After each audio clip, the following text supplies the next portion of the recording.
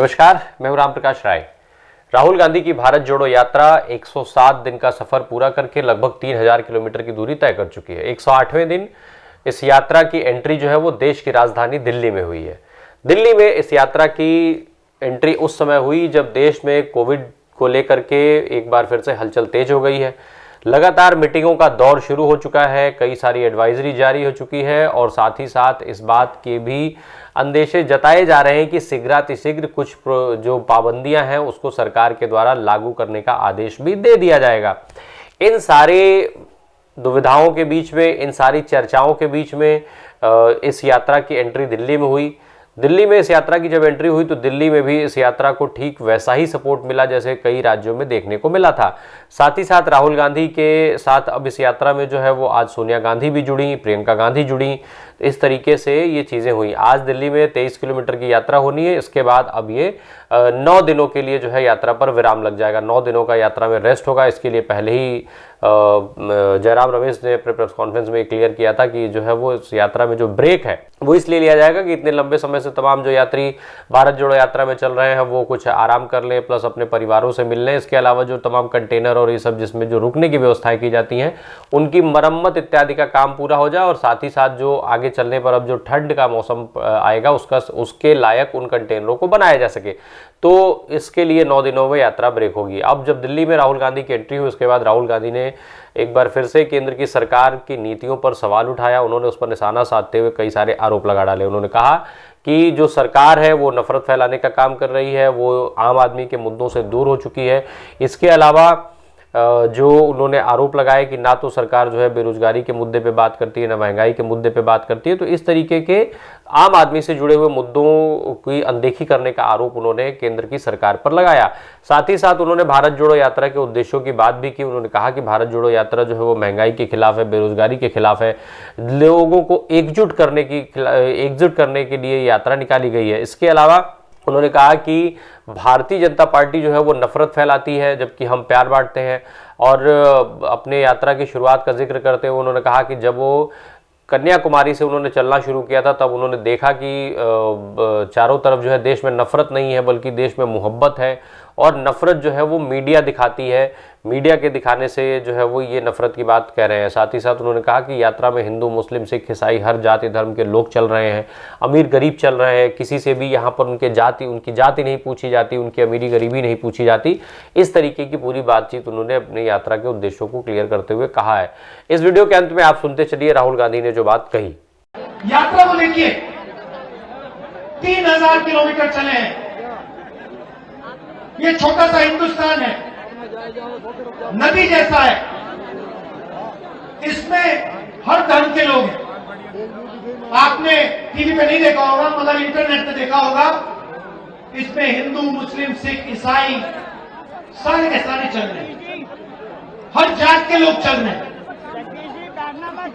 इसमें अमीर लोग चल रहे हैं,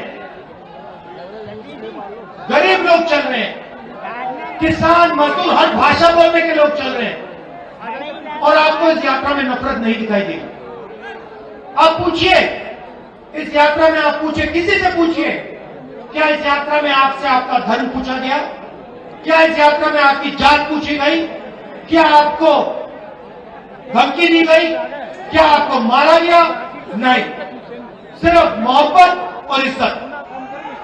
और इस यात्रा में कोई गिरता है, अगर इस यात्रा में कोई गिरता है, भीड़ में गिर जाते हैं लोग, तो एकदम सारे के सारे लोग बिना पूछे एकदम उस व्यक्ति को उठा लेते हैं। हमारे पीसीसी प्रेसिडेंट से आप पूछ लीजिए, कल ये गिरे, मैंने देखा जैसे ही ये गिरे 5 लोगों ने इनको उठा दिया। किसी ने ये नहीं पूछा भैया तुम्हारा धर्म क्या है, तुम्हारी जात क्या है, तुम अमीर हो या गरीब हो, स्त्री हो या पुरुष, नहीं, एकदम उठा लिया। तो यही है हिंदुस्तान। ये यात्रा के अंदर हिंदुस्तान है, मोहब्बत है। और ये यात्रा कन्याकुमारी से श्रीनगर तक, ये तिरंगा दिखाओ, इसको जरा घुमाओ, थोड़ा खड़ा इसको, ये इसको हम जाके श्रीनगर में लहराएंगे। ये यात्रा बेरोजगारी के खिलाफ है, महंगाई के खिलाफ है, डर के खिलाफ है और नफरत के खिलाफ है। पिछले सालों में आप इनकी सब पॉलिसीज देख लीजिए, यूपीए की पॉलिसीज देखिए। मैं आपसे पूछता हूं, मनरेगा ने डर मिटाया? डर मिटाया मनरेगा ने मजदूरों के दिल में?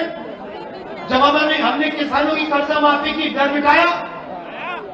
जब जमीन अधिग्रहण बिल लाए, डर मिटाया? मिटाया? नोटबंदी ने डर मिटाया? गलत जीएसटी ने डर मिटाया? कोविड के समय इन्होंने जो किया उससे डर मिटा? जब किसान को बीमा नहीं मिलता डर मिटता है? ये तो इनकी सारी की सारी पॉलिसीज, बेरोजगारी से डर मिटा? इनकी सारी की सारी पॉलिसीज डर फैलाने की पॉलिसीज। ये चाहते हैं कि किसान, मजदूर, युवा सबके दिल में डर हो, क्योंकि वो उस डर को नफरत में बदलते हैं। पूरे देश में नफरत है। मैं घबराया हुआ था, मगर कन्याकुमारी से जब निकला मुझे एक बात पता लगी, नफरत नहीं है इस देश में, सिर्फ मोहब्बत है। नफरत सिर्फ मीडिया वाले दिखाते हैं। सिर्फ मीडिया वाले अपने टेलीविजन पे 24 घंटा नफरत फैलाते हैं, कहते भैया देखो इसने उसको मार दिया, उसने इसको मार दिया, ये उस धर्म का है, यहां चला दिया, यहां पीट दिया, यहां काट दिया। हिंदुस्तान में ये नहीं हो रहा है। चुने हुए लोग नफरत फैला रहे हैं, मगर हिंदुस्तान का आम नागरिक, हिंदुस्तान का आम किसान, हिंदुस्तान का युवा मोहब्बत की बात कर रहा है, एक साथ चलने की बात कर रहा है, हाथ मिलाकर आगे बढ़ने की बात कर रहा है।